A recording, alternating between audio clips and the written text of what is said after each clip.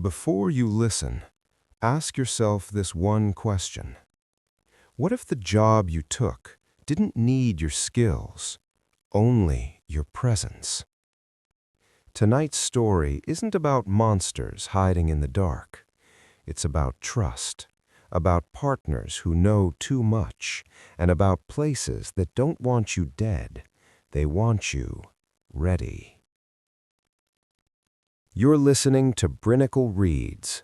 If you enjoy slow-burn psychological horror, betrayal stories, and unsettling narratives that stay with you long after they end, make sure to like the video, subscribe to the channel, and share your thoughts in the comments. Now listen carefully, because some stories don't let you leave alone. My name is Evan.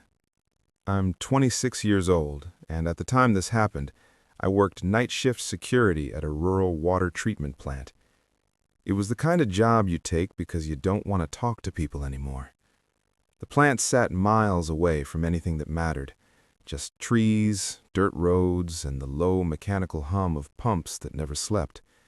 Coyotes howled sometimes. Other nights, there was nothing. No wind, no insects, just silence pressing in from all sides. We worked 12-hour shifts, sunset to sunrise, two-man patrols, company policy. Mostly for insurance, they said. My partner was a guy named Mark, early 30s, quiet, calm. The kind of calm that feels earned, like someone who'd already seen the worst of things and survived by learning how to stay still. He never talked about his past. Didn't complain, didn't joke much either, but when he did, it was dry and sharp. We got along easily. For the first few weeks, nothing happened. We drove the perimeter road, checked locks, logged empty reports, talked about movies, old games, dumb internet stuff. I brought a thermos, he brought cigarettes and shared even though I told him I'd quit. The woods surrounded everything. Not hiking trail woods, not scenic woods, the kind of woods that don't invite you in. There was an old service road cutting through them, half forgotten, not on any map. Maintenance trucks used it years ago, back when the plant was first built. It had a rusted gate with a chain and lock that never changed. Until, one night, it did. It was around 1:30 a.m. when the radio crackled. Static at first. Then a voice. "Unit 2, copy?" Mark stiffened beside me. "That's not dispatch," he said. Dispatch was a tired woman who sounded like she was always fighting sleep. This voice was male, clear, close. I grabbed the radio, asked dispatch to repeat. Only static answered. Mark told me it was interference, old equipment. He shrugged it off, but he didn't relax. He kept glancing toward the tree line like he expected something to step out. Later that night, we passed the service road. The gate was open. The chain was gone. It had always been locked. Always. I pointed it out. Mark didn't respond at first, just slowed the truck and stared down the road.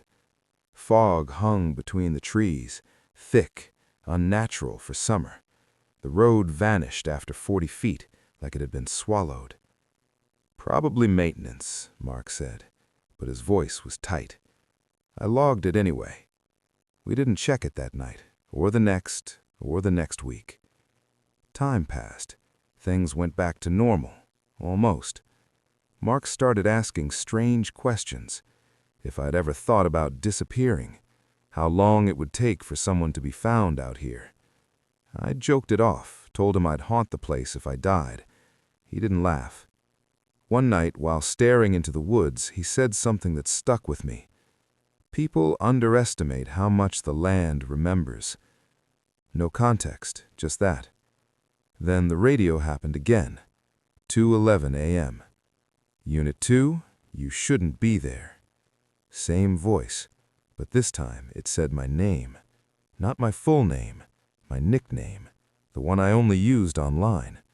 My heart slammed so hard I thought I might black out. Mark grabbed the radio and shut it off. "You didn't hear that," he said. I laughed, but it came out wrong. Asked him if he was messing with me.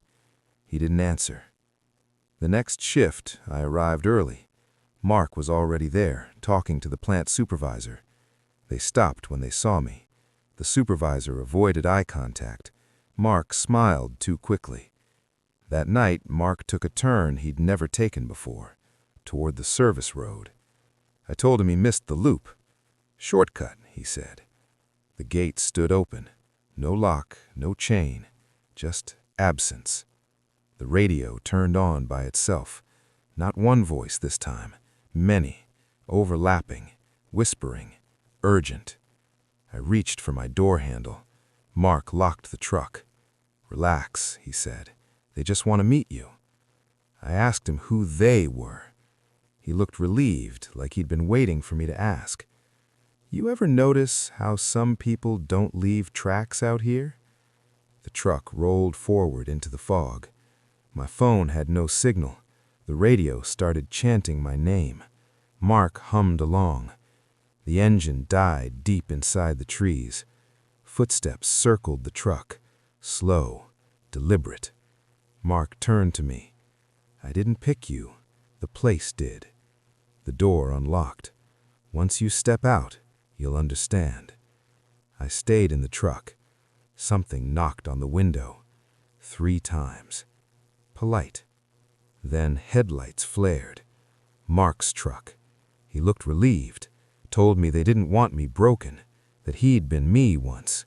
"You don't leave alone," he said. The woods moved. Paths bent. Voices whispered. Human voices. People begging.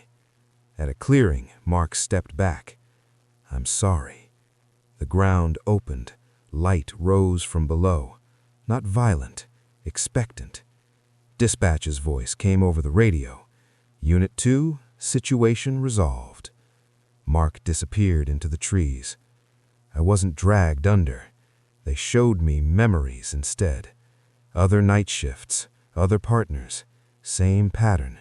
One breaks, one stays. I asked what happened to the ones who refused. They become warnings. Morning came. I was alone. The plant was gone. The road was gone. There was no record of Mark, no record of my job. I'd been missing 6 months. Life resumed, but things followed me. Static, maps that didn't match, dreams where I stood in the trees beside someone younger. I realized the truth at a gas station years later when a tired man told me about his new night shift job. I asked who his partner was. Wrong name. Same smile. I didn't escape. I graduated. Now my son draws maps he's never seen, talks about a forest friend who knows my name. Last week, I received an email with coordinates and a photo of myself standing at the edge of the trees. The timestamp says tomorrow. The rule wasn't that you don't leave alone. It's that you don't stay alone either. They're knocking again. 3 times. And now I know who I'm supposed to bring with me. Some places don't kill you. They prepare you. That's it. If this story unsettled you, that means it worked. Some places don't kill you. They prepare you. And sometimes the real betrayal isn't what happened in the woods. It's realizing you were never meant to walk away unchanged. This was Brinicle Reads. If you enjoyed this story, like the video, subscribe for more psychological and horror storytelling, and comment below what you think really happened. Did he escape? Or did the job simply continue? Until next time, stay aware and don't trust shortcuts in the dark.